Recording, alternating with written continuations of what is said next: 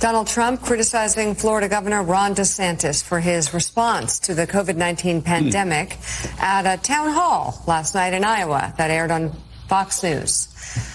That happened not too far from where DeSantis was on stage with former UN Ambassador Nikki Haley at a debate that Trump chose not to attend. And Republican presidential candidate Florida Governor Ron DeSantis joins us now from Altoona, Iowa. So, Governor, thanks so much for being with us. We got a lot happened yesterday, as you're well aware. I'm just looking at this fact check from March 31st, 2020. And the headline is, Trump praises Florida governor despite criticism of coronavirus response. He calls you a great governor. But I actually know a little bit about Florida. And from my memory, Donald Trump was actually attacking you back in 2020 for not shutting the state down more. Is that correct? Yeah, look, I mean, Joe, this was the number one crisis he faced as president. And he chose to defer to Anthony Fauci. They were running commercials in October of 2020 for his reelection, bragging that he followed everything Fauci said. And then when Fauci, Donald Trump's last day in office, he gave Fauci a commendation. He forcibly shut down Florida's cruise industry. They shut down churches on military bases, and they were pressuring states. Remember, when Brian Kemp reopened Georgia in April, Donald Trump went to the White House podium and attacked him for doing that. He was saying schools should be closed. They attacked me in the summer of 2020 when Florida had his first COVID wave and we had schools and businesses open. So it's massive, massive gaslighting. He was able to do that, I guess, on Fox with no pushback, which was really, well, I guess that's just par for the course at this point. But the reality is he knows that he dropped the ball on that. Yeah, your campaign last night said, and I'm sure your campaign won't take this as a compliment, but your campaign said last night what we said today. That Fox town hall meeting looked like Fox News is completely in the tank for Donald Trump. It looked like a commercial, a re-elect commercial for Donald Trump.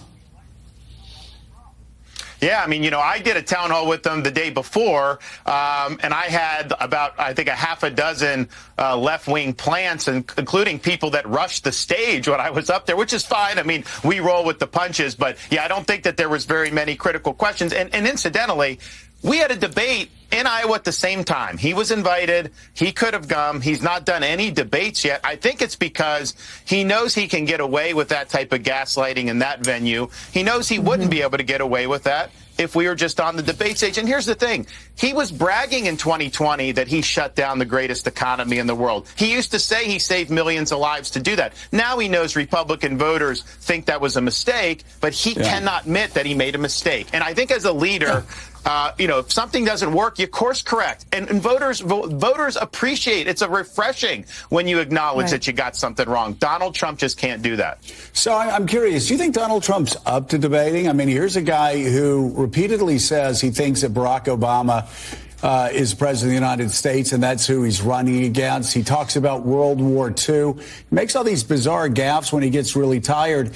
And are Republicans really going to put into the general election a guy who hasn't debated once in primary season? Well, that's the thing, too, Joe, is you go back to October of 2020, that first Trump-Biden debate, when Donald Trump was the incumbent president, and Biden beat him in that debate, I think, pretty soundly. And so now we're in a situation where we've got 3-4 years down the road. I mean, clearly, Donald Trump is not the same Trump from 2016. When he gets off the teleprompter, there's a lot of mistakes, a lot of stream of consciousness stuff. So just from a position of, OK, you want a battle-tested candidate, you want somebody that you know is going to be able to handle all comers. Donald Trump, we have no idea how he would do in a debate setting. And I think that they made a strategic judgment that he had way more to lose by debating than gaining. Governor DeSantis, you mentioned the word gaslighting.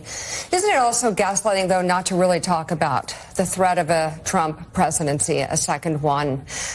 Is Donald Trump a threat to our democracy? And we of course, have been talking about SEAL Team 6, and his lawyer's actually arguing that he could use SEAL Team 6 to execute, say, someone like you, one of his political opponents. Well, so, this idea of presidential immunity has not really ever been vetted by the Supreme Court. But I think that admission by the lawyer or that statement, I think that lost him the case at the D.C. Circuit. So I think the D.C. Circuit is definitely going to rule against him. And then the question is, does the Supreme Court take that case? I made the point at the debate last night, going on this road, where we're going with the legal issues and the trials and the January 6th being the center of the election, we're giving the Democrats a huge advantage because those are terms that the Democrats would love to fight the election on. It's not going to be good for Donald Trump. And then you may be in a situation where the fate of the Republican Party is determined by a jury, probably all Democrat jury in Washington, D.C. Is that really the direction that we want to go with all this stuff? So we have a choice to make. I mean, obviously, Iowa is going to be exciting because it's going to be negative 15 degrees, and these are going to be the true believers that are going to come out. But that's really the stakes here. Yeah. But I mean, when you speak to voters in Iowa or New Hampshire, I mean, you can't speak to stolen documents that Donald Trump claims are his, that he says he took. You can't speak to the concept of how unbelievably wrong it is to take money from foreign governments. January 6th, the insurrection, trying to overturn the election. Again, I ask, is Donald Trump a threat to our democracy?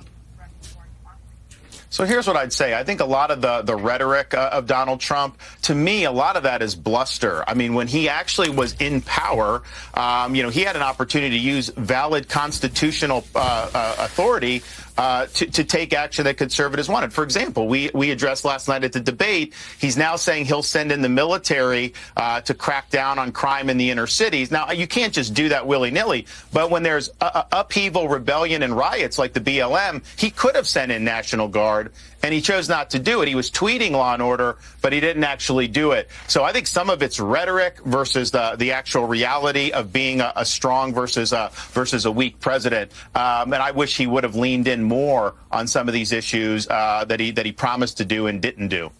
Governor, good morning. Let's talk about you and your campaign for a moment. I was going back this morning and looking at a whole bunch of polls from about a year ago, a little less, that had you leading in many cases in this Republican primary or within the margin of error of Donald Trump. And as you sit here on the eve of the Iowa caucuses, you trail in our NBC News Des Moines Register poll by 32 points, by an average of about 50 points nationally. What is your assessment of why that has happened over the last year or so? And what do you say to your supporters who don't think you have a shot in Iowa? Oh, my folks know that we got a great operation here, and we're doing it the right way in Iowa, and it's grinding. It's not as flashy, but we've got true believers, and you got to have tens of thousands of people committed, which we do, who are going to be willing to go out in negative 15-degree temperatures and make their voice heard. So they're going to do that, and I think that's going to be really helpful for us, as we look over the long haul. But so much of this stuff is how media is portraying. I mean, for example, Donald Trump's got a Praetorian Guard with the conservative media. And I think that if he had been debating these times, it would have put us in a great position to be able to do a national narrative that was a little bit different. I think he's portrayed as being inevitable. So I think you see that reflected in some of these national polls. But the good news is when people actually get to go in there and vote, then that brings clarity. And then we're going to be able to be off to the races for there. So we're excited about Monday night. We've done it the right way. We've got a lot of passionate supporters who believe in the mission and are going to go out there and make their voice heard. Governor DeSantis, good morning. I want to get your reaction to the headline, the newest headline from the race right now, which is that former Governor Chris Christie of New Jersey has dropped out of the race. He was caught on a hot mic last night, recalling a conversation he said he had with you in which he deemed you were petrified. Can you tell us what he meant by that, sir? Well, I've been, I served in Fallujah and Ramadi, so nothing about the political stuff, would quote petrify me. So I don't know where he got that. I did call him just to offer him encouragement because I think that he had been treated poorly with so many people just demanding that he get out of the race. I didn't think he was going to get out based on my conversation, but it's all good. But I do think not going to be a big factor in Iowa because he really wasn't competing here. So in that sense, we're all systems go through Monday, and I think that's our sole focus. Republican presidential candidate, Florida Governor Ron DeSantis, thank you very much for coming on the show this morning. Thanks so much. Thanks so much.